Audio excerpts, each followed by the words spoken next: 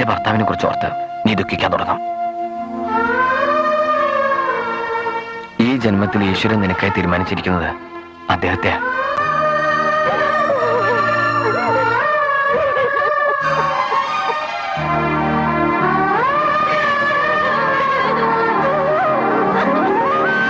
മുകുന്ദന്റെ തീരുമാനം മുകുന്ദനെയും രാധയെയും ഒരുപോലെ തന്നെ വിഷമത്തിലാഴ്ത്തിയിട്ടുണ്ട്.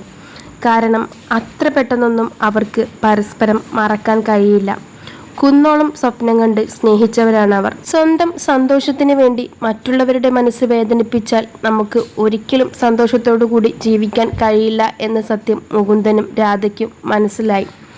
ഇനി നമ്മൾ നമ്മുടെ പുതിയ ജീവിതത്തിനോട് പൊരുത്തപ്പെടാതെ മറ്റു വഴിയില്ല. ഇന്ന് മുകുന്ദനും ഹേമയും ഒരുപാട് സന്തോഷത്തോടു കൂടിയാണ് ജീവിക്കുന്നത്. ഒരു പക്ഷേ രാധയെ മുകുന്ദൻ സ്നേഹിച്ചതിലും കൂടുതൽ ഇന്ന് മുകുന്ദൻ ഹേമയെ സ്നേഹിക്കുന്നു. ഹേമ തൻ്റെ എല്ലാ വിഷമങ്ങളും അറിഞ്ഞ് തൻ്റെ ജീവിതത്തിലോട്ട് സ്വയം വന്നവളാണ്. അവളെ താൻ ഒരിക്കലും വേദനിപ്പിക്കാൻ പാടില്ല എന്നും മുകുന്ദൻ അറിയാം. ഹേമയും അതുപോലെ തന്നെ ജീവന തുല്യമായാണ് മുകുന്ദനെ കാണുന്നത്. ഹേമയുടെ വീട്ടുകാർക്കും മുകുന്ദൻ ഒരു ദൈവം തന്നെയാണ്. കാരണം ഹേമയുടെയും മുകുന്ദൻ്റെയും വിവാഹശേഷം മുകുന്ദനാണ് ആ കുടുംബം നോക്കിയിരുന്നത്. അവർക്ക് ഒരു കുറവും മുകുന്ദൻ വരുത്തിയിട്ടില്ല. ഒരുപാട് കഷ്ടപ്പാടുകൾ നിറഞ്ഞ കുടുംബമായിരുന്നു അത്.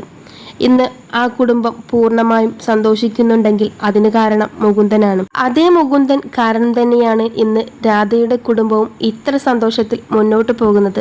ആദ്യമെല്ലാം രാധ തൻ്റെ ഭർത്താവിനെ ഒരുപാട് വേദനിപ്പിച്ചിട്ടുണ്ടെങ്കിൽ ഇന്ന് രാധ ഭർത്താവിനെ സ്നേഹം കൊണ്ട് മൂടുകയാണ്. ആദ്യം മുകുന്ദേട്ടനോടുള്ള കുറ്റബോധമായിരുന്നു രാധയ്ക്കുണ്ടായിരുന്നത്. എന്നാൽ ഇന്ന് തൻ്റെ മുകുന്ദേട്ടൻ തനിക്ക് അറിഞ്ഞു തന്ന ജീവിതമാണിത്.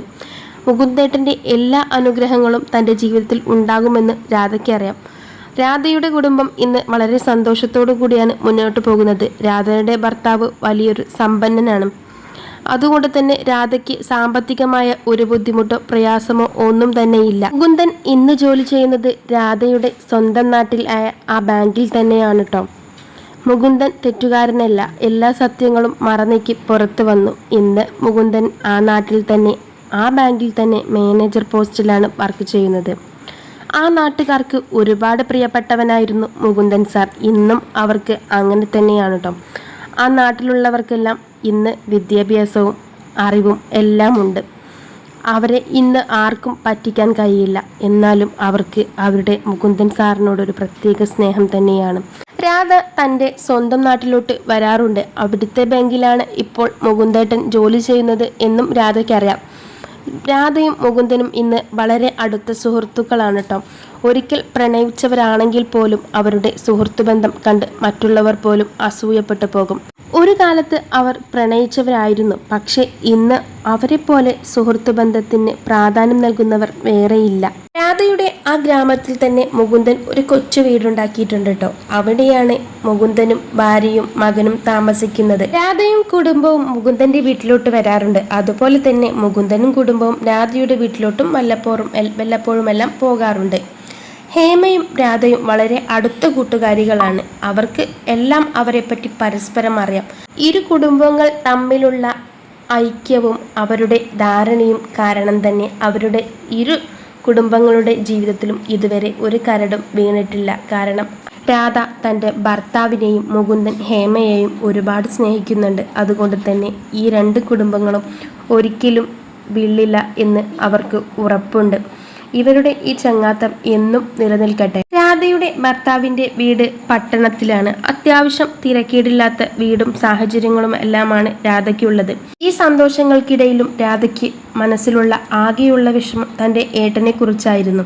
എന്നാൽ ആ ഏട്ടൻ വർഷങ്ങൾക്കു ശേഷം തൻ്റെ ജയിൽ ശിക്ഷയെല്ലാം കഴിഞ്ഞ് പുറത്തിറങ്ങി.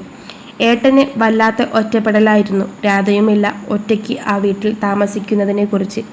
അധികം വൈകാതെ രാധ മുൻകൈയെടുത്ത് ഏട്ടനെ വിവാഹം കഴിപ്പിച്ചു.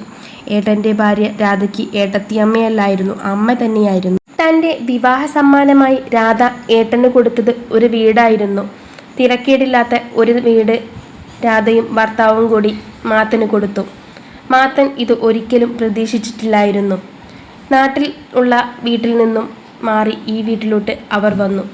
കാരണം രാധ എല്ലാ സൗകര്യങ്ങളോടുകൂടി ജീവിക്കുമ്പോൾ തൻ്റെ ഏട്ടൻ്റെ ജീവിതം അങ്ങനെയാവാൻ പാടില്ല എന്ന് അവൾക്ക് തോന്നി. ഇന്ന് ഏട്ടനും കുടുംബവും ആ വീട്ടിൽ വളരെ സന്തോഷത്തോടു കൂടി ജീവിക്കുന്നു. രാധയ്ക്കുള്ളത് ഒരു മകളാണ്. രാധ ഹേമയോട് പലപ്പോഴായി പറഞ്ഞിട്ടുണ്ട് തൻ്റെ മകനെ കൊണ്ട് എൻ്റെ മകളെ വലുതായ വിവാഹം കഴിപ്പിക്കണമെന്ന്. മുകുന്ദേട്ടനുള്ളത് ഒരു മകനുമാണ്. പരസ്പരം ഈ രണ്ടമ്മമാർക്കും ഒരുപാട് സന്തോഷമാണ് ഈ തീരുമാനത്തിൽ. രാധയുടെ മകളെ മുകുന്ദേട്ടൻ്റെ മകനെ കൊണ്ട് വിവാഹം കഴിപ്പിക്കുന്ന കാര്യത്തിൽ അവർ ഇപ്പോഴേ കുട്ടികൾ ചെറുതാവുമ്പോഴേ അത് പരസ്പരം രക്ഷിതാക്കൾ പറഞ്ഞ് തീരുമാനിച്ചുറപ്പിച്ചിട്ടുണ്ട്. കാരണം രാധയുടെ ജീവിതത്തിലെ ഒരു ദൈവം തന്നെയായിരുന്നല്ലോ മുകുന്ദേട്ടൻ.